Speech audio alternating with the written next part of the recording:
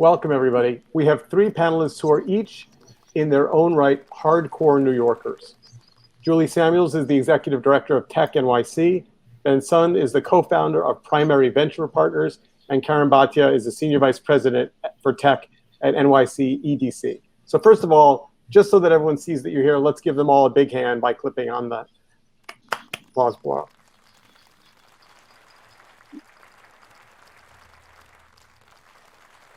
You know, strangely, that never gets old. All right, so I thought I would start off. I was going to read your LinkedIn bios and talk about all the great work you've done, and then I was realizing that everyone can do that on their own. So instead, I'm going to ask a different question for each of our panelists. Tell us a story of something that happened to you, either in your careers or in your personal life, that fits into the category of only in New York. A great connection, a discovery, a bit of kismet, that is why you love New York. And I'm going to start with Karen, because I have a feeling you have a great story to tell us. I hope it lives up to that expectation, Steve. Good morning, everyone. Karen Bhatia. So I came to this country when I was 2 years old. I came from Brazil and grew up in Queens. And this, I think, is the typical Queens story. Went to public schools and, it was an incredible experience. I grew up in Flushing. And there I had the experience with such diversity in the students that I went to school with. You know, we would celebrate Ramadan, Chinese New Year, Kwanzaa, Diwali. We would get kimbap as snacks in school. And, a number of our teachers were Jewish. And so you had a bunch of these like immigrant kids running around saying like Yiddish words. And, it was just such the quintessential New York experience growing up with such diversity that, even to this day, my brother and I, we would like communicate to each other and say like, you have such chutzpah. I can't imagine that and it's just an incredible growing up experience. And when I went to college, I thought everybody grew up like that, but it's such a quintessential New York experience for a kid to grow up in public schools with such diversity, especially in a place like Queens. That's a wonderful story. Thank you. Perfect. Ben, tell us a New York story. So just like Karen, I was actually grew up in Queens as well, actually in Flushing as well, Karen. I was born and raised in New York. My parents were entrepreneurs and had a couple Chinese restaurants in the city. And when I was, young, like 7 or 8 years old, I used to go and work there in the weekends, bus tables. My dad used to drive me to apartment buildings. I'd run up the food. But I remember one day on a weekend, I was bussing a table in the restaurant in Tribeca. It was on the corner of Chambers Street and West Broadway. And I was kind of looking out the window and I saw a guy with some white chalk, draw these like human outline figures on the wall, on this black wall in this parking lot across the street. And I was like, oh, that's pretty interesting. I thought the drawings were pretty cool. Only to find out years later that was Keith Haring. So anyway, that's definitely feels like a New York City quintessential moment. So that's a fantastic story. All right, Julie, see if you can beat those two great New York stories.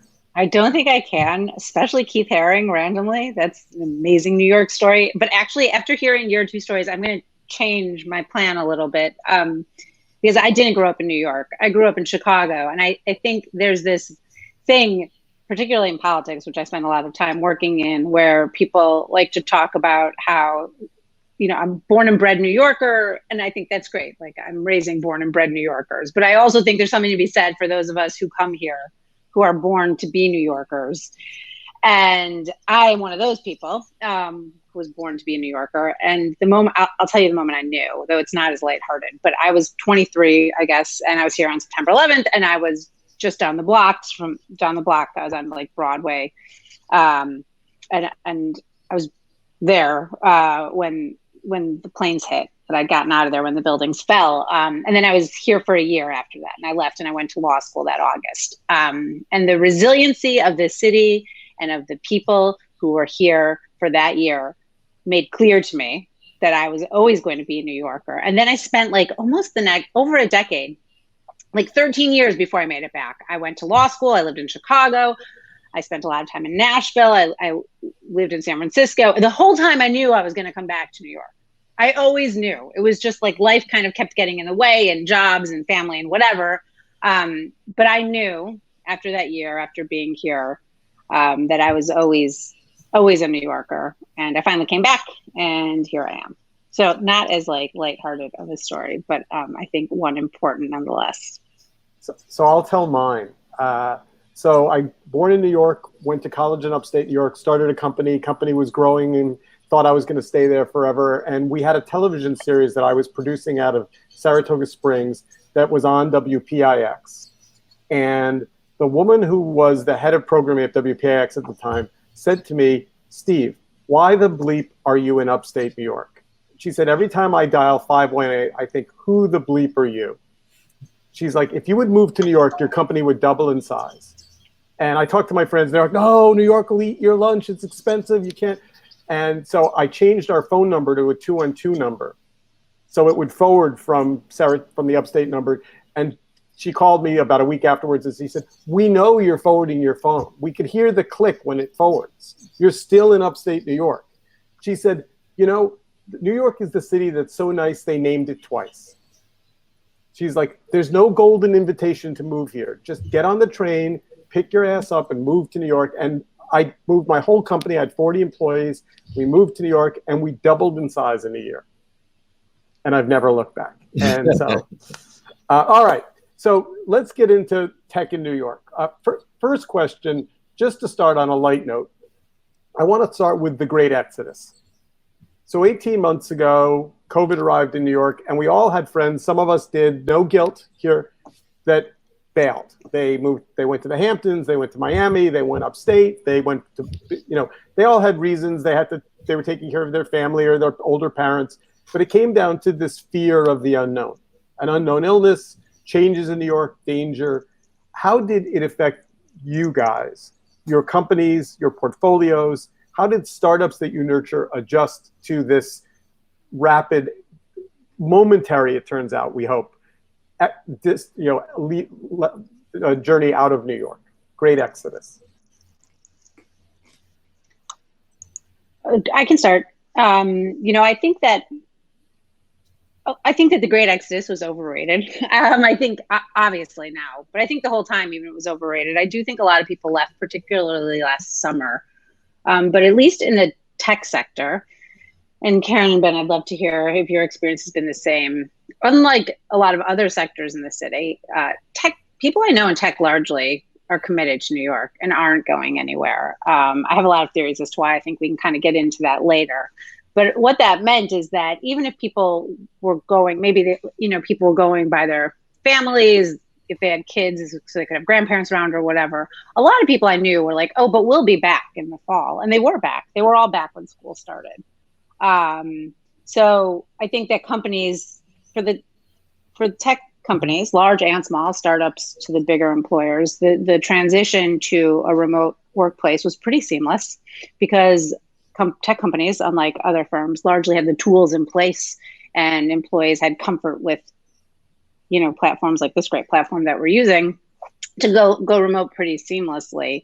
And a lot of the companies we work with, I think in the immediate days, there was a lot of fear what's going to happen, but it was pretty quickly clear that tech companies are going to navigate this moment pretty well. And in fact, many of them in New York, particularly in the health tech space, completely rose to the occasion and did incredibly well because of COVID.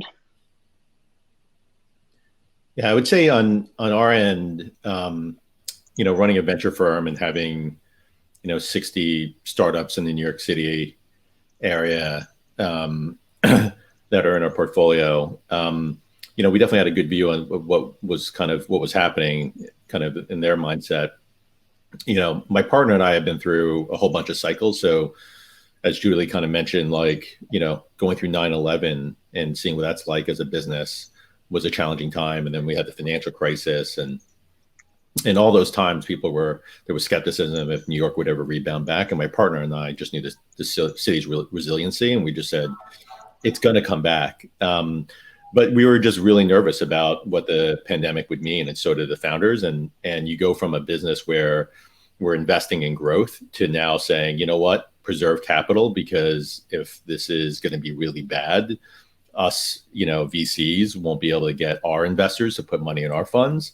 And so you saw a lot of, companies put employees on furlough, do layoffs, kind of slow down growth, but then slow down their burn.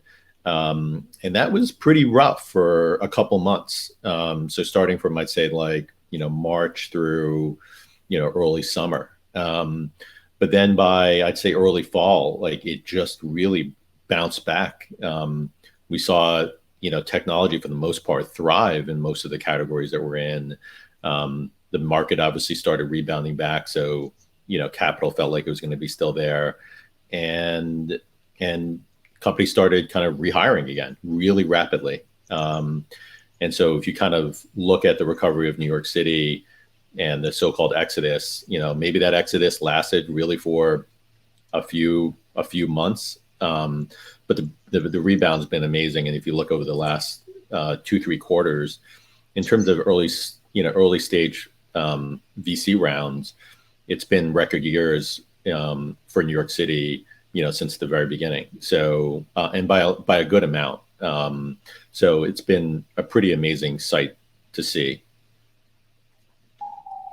Same thing that we've seen also from the programs that we run. And so we have a number of programs that are accelerators and incubators, and the companies that are in those and the operators that we have, particularly the academic institutions, were incredible in being able to pivot really rapidly, have the companies go online, continue with the programming, any kind of events that they were having. I mean, it was definitely different in nature than those in-person events.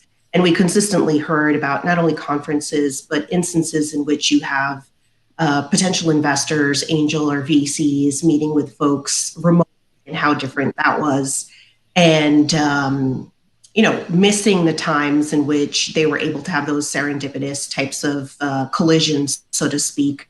But for the most part, it was pretty seamless in people being able to be resilient and continue with the types of programming that they would need. However, one of the areas that we're still seeing a continuation of, and just kind of a little bit of a question mark, is when it comes to physical space. A number of our co-working spaces and physical incubators and accelerators, of course, folks weren't able to go in. And we're seeing more of this transition to hybrid work. People do want to come back into the offices, and we're seeing New York open up significantly. But, I think startups, the tech sector, and just, kind of businesses at large are trying to figure out this hybrid work environment, which is definitely a welcome change. But I think that it also offers a lot of opportunities for us to think about how are we going to conceptualize space now, office space, if we're going to be let's say folks are going to be in, a few times a week. And that's very ripe for the way New Yorkers and New York industries in the past have been very resilient, how entrepreneurship tends to surge after a number of different types of crises, or, with the pandemic, or after 2008, after 9/11. This is definitely an opportunity for us to innovate around how are we going to be using space, and what do co-working spaces look like. And I think that there's a lot of opportunities here as well, as we're thinking about moving forward within tech. So that's actually a terrific transition. I think let's just start right in at this conversation about hybrid work, because, part of why I think we're all in a really good mood today, and I think it's worth remembering that when COVID began, there was no end date. So we were having to plan, what if this is 5 years? What if this is forever? What if, so it's easy to look out the window. It's a sunny, early summer morning. There's going to be this fantastic concert in, Central Park. There's all, Bruce Springsteen is back on Broadway. I mean, how can it not feel like we're going to have this kind of reawakening? But remote work has changed lots of things. And so I'd ask each of you, in terms of your roles, both the good and the bad, what has it made better? So for example, I'm commuting a whole lot less, which is productive as hell for me, but it's also changed some things. So let's talk about just, hybrid. I'd say a big difference in our business of switching over to basically all virtual, being an investor, especially a seed stage investor, which is what we're focused on, is that, I think right at the, before this call, Karen was asking, me, any sectors that we kind of focus on. And I'm like, we're focused on really great founders first and foremost. So we invest across, digital healthcare, fintech, CPG products, marketplaces, et cetera. And what drives us to our investments is really the founders themselves. And because at this early of a stage, whatever you put in a business plan or a deck often changes pretty dramatically. But the common thread of that success is usually the founders. And so changing your style from going from getting to know someone in person, multiple meetings, face to face, having a meal with them, getting to like really get to know them, because that journey of, early stage investor to that founder could be a 10+ year journey. And it'll go through some, ups and downs, guaranteed. And so not having that kind of high fidelity relationship where you get to meet with that person, face to face and spend it in real time was a big adjustment for us. But we still, kind of had our most active year ever last year. But to be honest with you, we talk about internally as well. And we were like, did we make the best calls? We don't know yet. And now that we're getting to meet some of these founders face to face, it's actually interested in seeing how that dynamic is changed. And luckily, I think it's been more positive than negative, which could have meant like we might have missed on some really great opportunities because we didn't get to meet face to face. So we're very much in the people business. And I would say founders who are operating companies are very much also like their number one thing is build a great team and manage their people. And I think that, face to face connectivity is still going to be really important, no matter how, good technology has gotten. I'll jump in. Yeah. So I think that this, just building off of what we were talking about in regards to, earlier we were talking about kind of like remote events, conferences, things of that nature. One of the tremendous benefits that we've seen from it is that when we look at some of the programs that we have, a number of meetups, for example, throughout the city, a number of kind of the boot camps and workforce development opportunities, because things are more remote and, have been over the course of this past year, it's provided two opportunities. One is greater access to more people, across the city. You don't necessarily have to be physically present, and go to a location, in Manhattan or wherever it is. It's just, folks from across the 5 boroughs can participate, as well as scale. So a number of the programs that we've seen that were capped at, let's say, 30 people could attend this event or could attend a particular training. Now, because of the remote opportunities, we were able to offer it to a lot more people. And so it definitely had a lot of benefits when it comes to that kind of access and scale.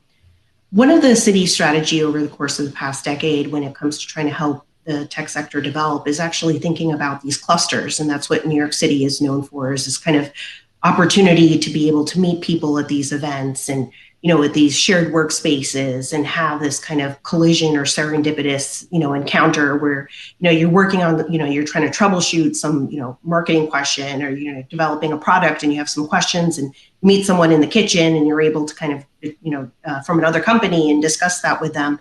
That's definitely an aspect where I think that there's a lot of creativity and shared knowledge that could take place. And so I think that folks are definitely looking forward to coming back to that as well, to be able to share that knowledge across the tech sector and across startups too. So there are definitely benefits to both, and this hybrid work model, I think, could benefit both of these aspects. One of the other things about hybrid work that's not necessarily unique to tech, but I think does impact the tech sector specifically, because the tech sector tends to skew a little bit younger. The employee base is a little bit younger. A lot of people have young kids. I have young kids, as I'm sure you can tell from my background. Some of the upsides to hybrid work had nothing to do with work, but everything to do with the rest of your life. And so, my own personal experience, my older kid is in kindergarten. He was luckily in school for a lot of the year, and I was able to take him to school every morning. I've never taken him to school every morning before. I was always running around at morning meetings at work. And And that was amazing. And I'm going to take him to school from now on, and I'm just going to start a little bit later. And like, that's how it's going to be, because we like chat the whole way and it's adorable. So I think that that's true for all kinds of people, because again, not unique to tech, but because tech does have a younger workforce, I think a lot of people are in a similar situation that I am. And the hybrid kind of working for me reminded me about some things that, also like working out or other stuff, seeing whatever it is, things that like make you a better person and a better worker and a better whatever. I think a lot of us the upside to this, there were obviously so many downsides. I don't mean to diminish that, but the upside is that you were able to kind of reintroduce yourself to some of those things. And I hope that sticks around. I think that while there are a lot of positives to hybrid work, I am a firm believer, and I'm not actually, this is not a value judgment, but I think that once everyone starts going back, everyone's going to start going back. I think that's human nature, and people are going to be in the office and people are going to be meeting for meetings. And I think that inertia is really going to bring folks back more than we all think it is. So my sense is that by next year, people will be back, but there will be, I hope the thing we'll retain is more flexibility for walking your kid to school or making time to work out or whatever the thing is that isn't work, but that makes you a happier human. Like, I hope that we have more space for that post-COVID. The great thing about what's happening in New York City tech is that it's growing so quickly, and there's real competition for talent. And so at the end of the day, the talent, the employees are going to dictate like whether it's hybrid, whether it's all virtual versus, being all in the office and how that works. I think everyone's trying to feel that through, especially after we've gone through the past year and a half as we have. But I do think if people, on this panel or the audience, are kind of worrisome it's going to be dictated from the top, I don't think that's going to be the case at all. I think it's going to be dictated by the employees and them saying what's working for them, and their preference is going to dictate company policy. I totally agree. Like, it used to be snacks and ping pong tables, and now it's going to be the ability to like work from home or whatever. That's exactly right. That's exactly. The other thing on the hybrid stuff that I think is really relevant and important to New York is that New York City, one thing, I mean, there are so many things that makes New York stand apart from everywhere else. But one of those things is actually bigger than just the city itself. And it's that New York is unique in this country in that it has really robust regional transit, which means you can live in the city, you can live in the suburbs, you can live in the country, you can live in the beach, you can live in all these places and still get into New York City easily a couple days a week. And you can have all these different lifestyles and jump on Amtrak or jump on Metro North. Like, nowhere else in the country really has that. Now, I understand, from an economic point of view, from a tax-based point of view, why you want people living in the city. But at the end of the day, I feel very strongly that as long as New York keeps those jobs, even if people are living regionally, like New York City will be, when you take a long view, like New York City will be fine as long as that's the case. And I think that's directly relevant to the hybrid model, because some of those folks who might live a little farther out because they want a totally different lifestyle, a hybrid work scenario is what will make that attainable. Again, if you only need to come in 2 or 3 days a week, all of a sudden an hour and a half train ride isn't so bad. So here's some data. So I knew I was going to be speaking to 3 smart people, so I reached out to our friend Maria Gotch at the Partnership for NYC, and she said, oh, interestingly, we have new data coming out tomorrow. I love when that happens.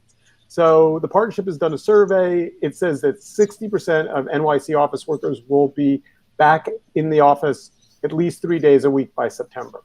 Now, the data is a little skewed because it's real estate and finance. Its startup is a smaller subset of that. But the one thing she said to me, and I thought this was worth saying out loud, the change that we're not aware of is what long-term happens to real estate, because people that have long-term, that have leases aren't going to generally break their leases in great big office towers. But when they get to the ends of those leases, they're going to rethink. If people are working 3 days a week, maybe we share a desk, or maybe people don't get as many private offices. So there is still this kind of what happens to New York long-term about the economics of real estate that I think impacts all of us. That being said, I think this is a good time to talk about big tech. So before COVID, Facebook, Google, Apple, Disney were all on their way to gobbling up great big pieces of Hudson Yards and other big chunks of real estate. How is the growth of big tech slowed or changed by hybrid and COVID? Or do you think that it's still on this growth trajectory and no slowdown in sight? I mean, listen, those big tech companies are the only companies who doubled down on New York City during COVID. Like in the middle of COVID, signed huge new leases.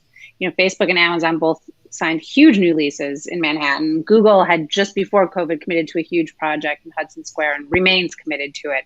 And I think that's really important. I think it's really meaningful. I think it's great for New York. I think it's great for those companies. I think it's great for startups. That kind of like ecosystem effect where you have really big employers paying young engineers, hopefully a lot of money. Hopefully those young engineers leave the big companies, start new companies. It's all in New York. They're building networks. Like that's transformative. And I think you cannot understate just how meaningful it was that those companies in the middle of the pandemic and by the way, in like the first half of the pandemic when there were still, things felt so unknown, like said, we're here. And there was a lot of press around it. I think that was so important.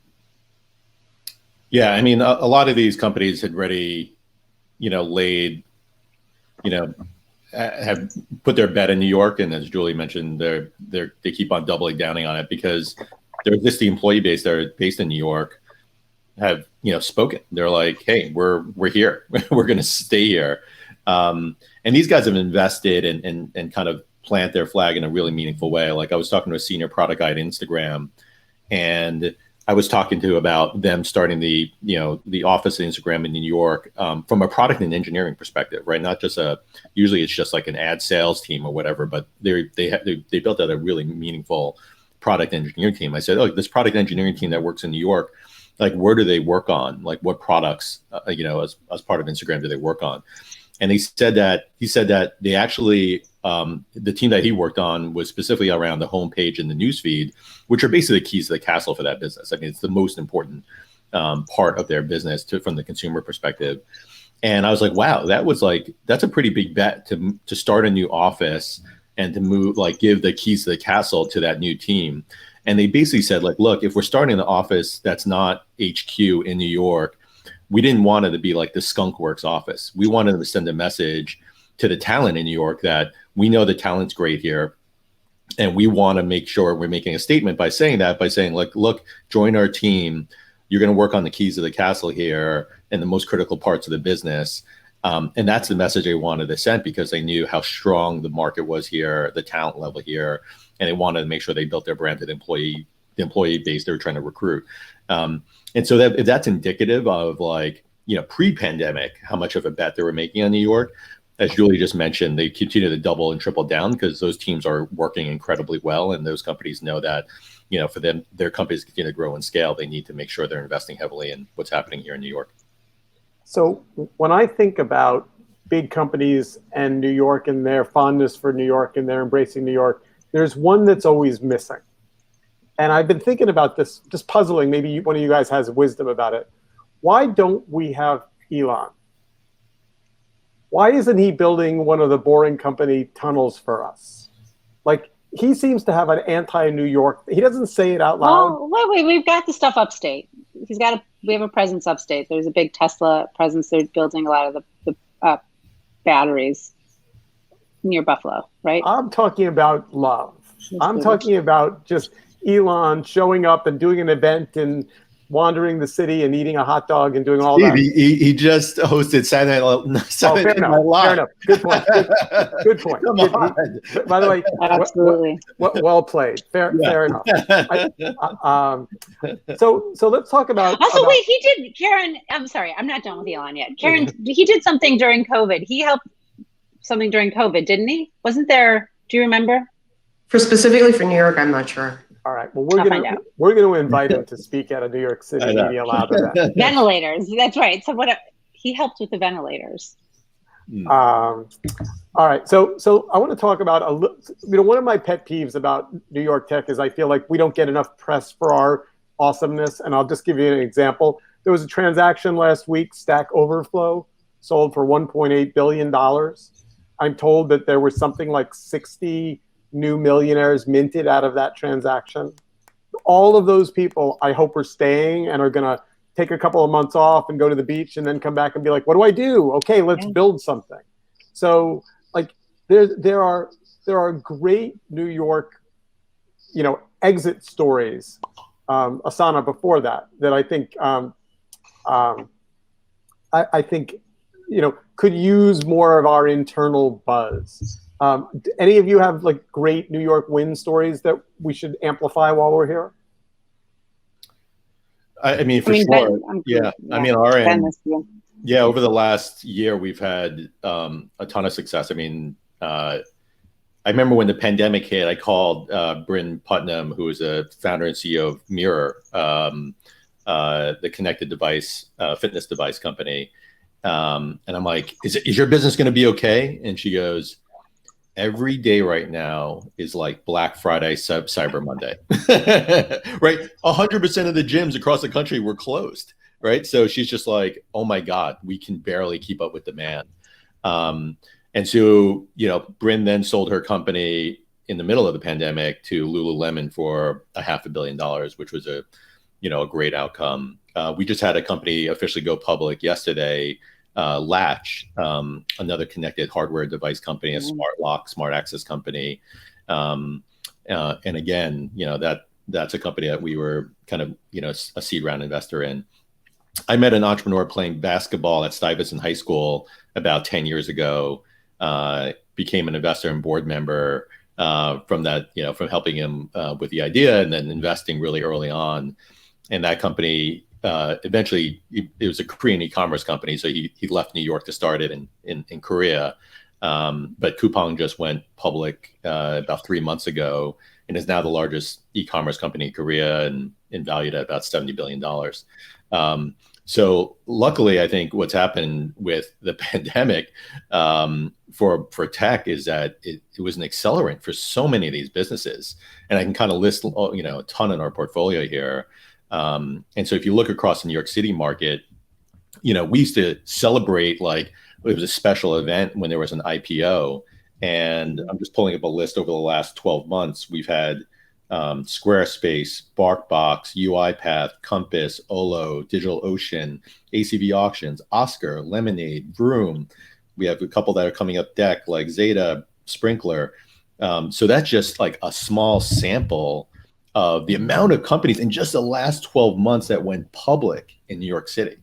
So it's been an incredible ride over the last year, and I think it's just going to continue to accelerate. And our thesis has always been success breeds success. So, what you see now is just only the tip of the iceberg. Great. So we're going to build on it. Oh, Karen, you go ahead. Go ahead, Julie, and then I'll go after you. Go ahead. I was just going to say that I would echo everything Ben said. And every day, like this morning, Clear filed its assessment. Like it's every day you read about another New York company going public. It's unbelievable.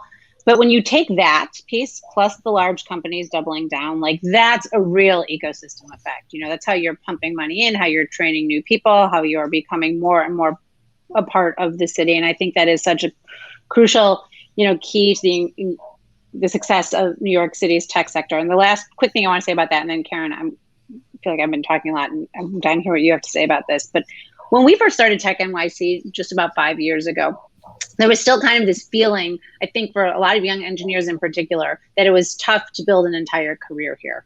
That you could come to New York for a job, but it wasn't necessarily clear that you could find your second, third, or fourth job here. And I think that created a bit of a chilling effect, let's say, that kind of slowed the growth. It's like that is so far gone.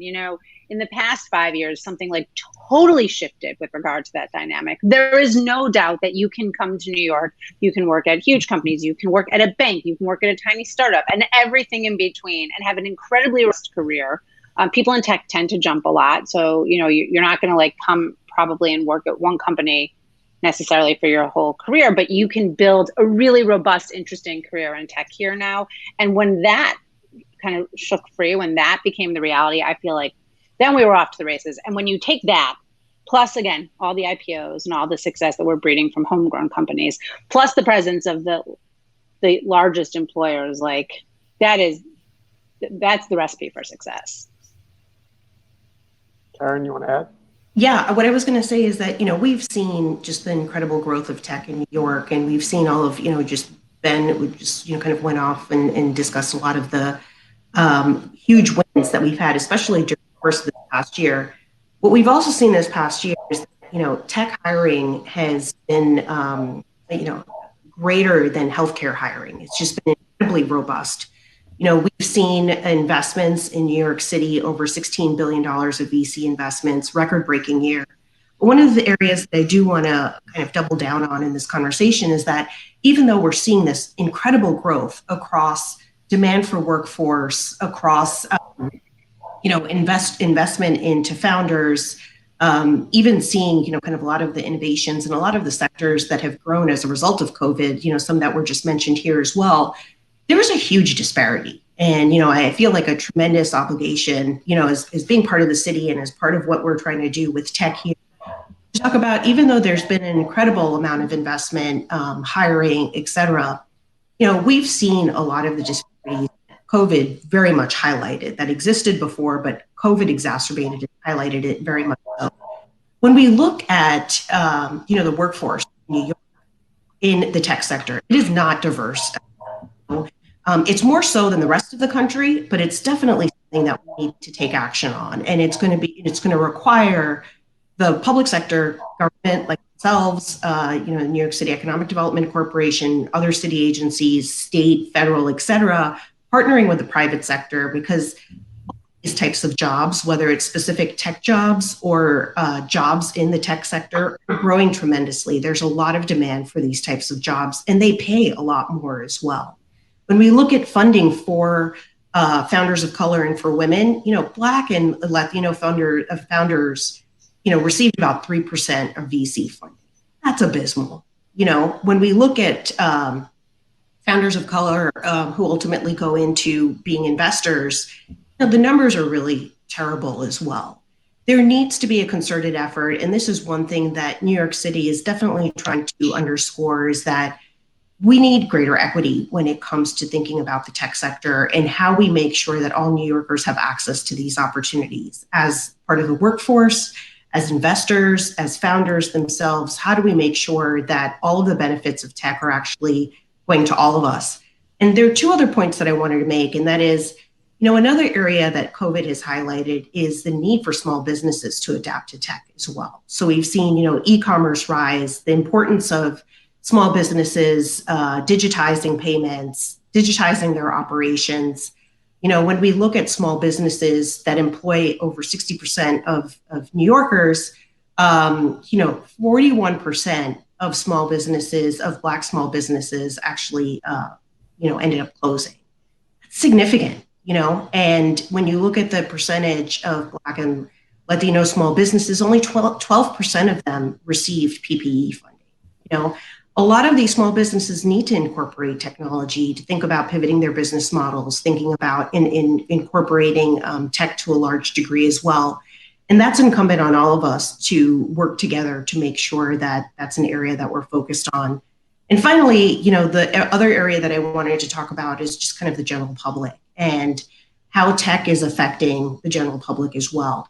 Now, when we're across the country, and particularly here in New York City, one of the main areas we need to focus on is broadband access. And that's one of the areas that we are focused on in the city, is to make sure that we're scaling access to affordable, reliable broadband throughout the city. But, that's been a problem, to make sure that kids are able to access school, people are able to work remotely, thinking about digital literacy and making sure that people understand how their information is being used, understanding cybersecurity, both for individuals as well as for small businesses. There's still a lot of work that we need to do when it comes to the tech sector and making sure that all benefit and all are protected from, what's being developed and what's being kind of the services, the products. How do we make sure that it's benefiting all of us? Thank you. All right, so we're going to move to audience questions. And I want to begin with Dawn Barber's question. Dawn is on our advisory board and a friend of the Media Lab. And she asks, what issues do you think our next New York City mayor must focus on to support our tech and media ecosystem? Perfect question. I think Karen's last comment, focused on a lot of those things. So I think she kind of answered it. In fact, I was going to write in the chat that, Dawn, that I think Karen was answering a lot of your questions there. I mean, one of the things that I think we really need to see from the next administration is frankly a real focus on these issues from the top. Like I hope that the next administration has a deputy mayor for technology. I think that we need to see that the next administration is like hyper focused on making sure that there's equitable growth of technology, and that the city knows how to work with the private sector. The city knows how to, bring the public sector into that conversation, and that there's someone who's like got a senior role in the government with real authority to get that done. Yeah, I would just add to that. I mean, I think for me, the issue that Karen definitely touched upon was the lack of diversity in the tech sector. And I think a lot of that is just driven by the lack of exposure, especially among the Black and Latinx community, to what's really kind of happening there and to the jobs and the opportunities there, and bridging that community to what's happening in the startup ecosystem. I mean, there's tons of companies, tons of people employed at these companies, but you walk through the halls,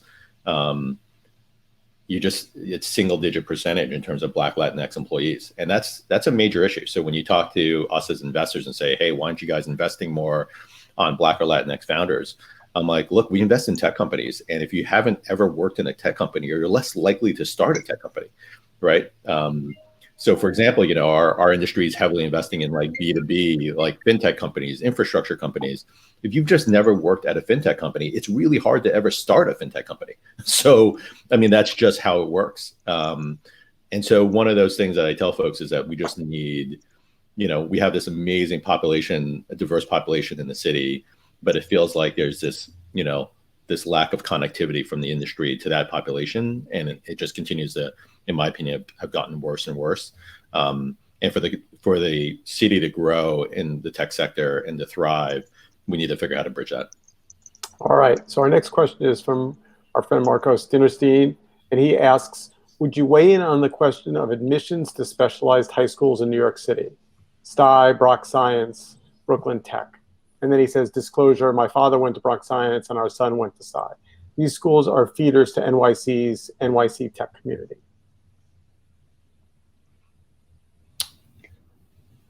I mean, I can go, but no, Ben, you go ahead.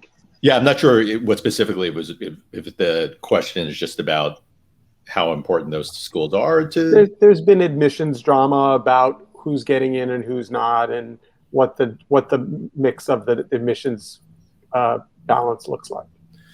Sure. I mean, my son is going to take the test for specialized high schools this fall. We live a few blocks away from Stuyvesant High School. I didn't go to a specialized high school. I went to a Cardozo High School in Queens. But I've had plenty of friends that went there, and I think going to a Stuyvesant or Bronx Science or a Brooklyn Tech or the many other really great specialized high schools could be, really transformative in people's lives. I think a lot of controversy has been around how it skews definitely among the Asian American population. And I understand the concerns, but it's, a lot of the Asian American population that does apply to these schools. They don't come from, very strong socioeconomic backgrounds. I think culturally, the community has just been very, very driven, by parents and by your friends and your cousins and your family to just aspire to go to these schools. And so a lot of time and energy gets really invested from these communities. And so I think the, admissions issue is a very complex one. It's definitely out of kind of what I do as an expert, but I can definitely tell you from someone that's, been born and raised here and has children here, I think it's a very complex issue. And those schools are really important, and trying to navigate that is definitely complex. As far as it affects the tech community, I've had, a partner in my startup, went to Stuyvesant High School. He was an African-American guy. Omar Wasso was president of his student class. Omar's an amazing human being. And so, talent from those schools have impacted, my career journey in a major way.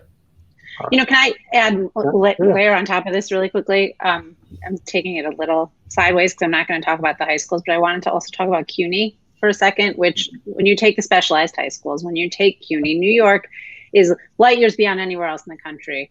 When we talk about we need to do a lot more, but we have like economic mobility. We have institutions that can help spur economic mobility, and those institutions are here and they need more support, and we need to grapple with some of these really complicated questions. But just today, my team, we were talking about, I think it's 4 of the top 10 institutions in the nation that spur economic mobility. CUNY is 4 of the top 10. 5 of the top 10, I was just corrected. 5 CUNY schools, which is an amazing statistic. CUNY's hundreds of thousands of New York City kids, students, adults, who actually mirror the diversity of New York. And it's incredibly affordable. And this is something that the next mayor needs to focus on, that we should see legislators in the state focusing on, like ensuring that CUNY as an engine for economic growth, for economic mobility is strong, that we're really helping create the pipeline, not just to CUNY, but from CUNY into tech. You see a lot of this happening already, and there's so much more to do. I feel like, I've lived all over the country. I don't know anywhere else that has a CUNY, that has an institution, which is a number of institutions really rolled into one, to work with like that. It's an amazing opportunity. All right, so I'm going to end with one last question. Who are New York's competitors? Who do we lose companies to? And extra credit for anyone that wants to say anything about San Francisco. Oh, I'm happy to talk about San Francisco. I mean, listen, I think New York only stands to benefit from what's happening on the West Coast. I think that when it comes to tech, I think that, again, like I said earlier, for a long time, there was a lot of inertia that if you wanted to work in tech, you kind of went to the Bay. It's kind of where the jobs were. And all of a sudden now you can kind of go anywhere. And I think that's why you're seeing so many people leaving. I think it's why you're seeing so many people come here. And I think the flip of that coin is that for a long time, people in tech who worked in New York chose to be in New York. And that's a really important dynamic. It's like people who wanted to be in New York. Inertia didn't bring them here. They made an active choice. I think there are other cities who are also benefiting from that, mid-sized cities, more the kind of regional hubs. And I have to say that I know my job is just to like cheerlead for New York, but I would also say that it is important for this country. It's important for this nation that the economic development that tech drives is realized, across the country. And so I'm actually really encouraged by seeing some of these regional tech hubs pop up as well. Steve, I wanted to chime in just on the last question. So don't want to derail you. I know we don't have a ton of time, but I did want to speak to the specialized high schools and what we were talking about. Definitely. You have 30 seconds. Okay. What I did want to mention was that, opportunities like wrong science and STI, I went to science. And so it's definitely an opportunity where you do see a lot of folks who have, doors open to them when they do come from kind of more kind of working class backgrounds. What I do want to say is that, the alternative a lot of students have going to their zone schools, and I know that things have changed right now, I think we need to also focus on how do we make sure that all high schools are competitive? How do we make sure that your zone local school is a school that everybody wants to go to? Because I didn't have that option. I mean, it was not a very good option for me. And so I think that's another area that we need to double down on, is to make sure that every school across the 5 boroughs have the opportunities and resources that the specialized high schools do. I want to thank my panel. You guys were amazing. Big round of applause for everybody.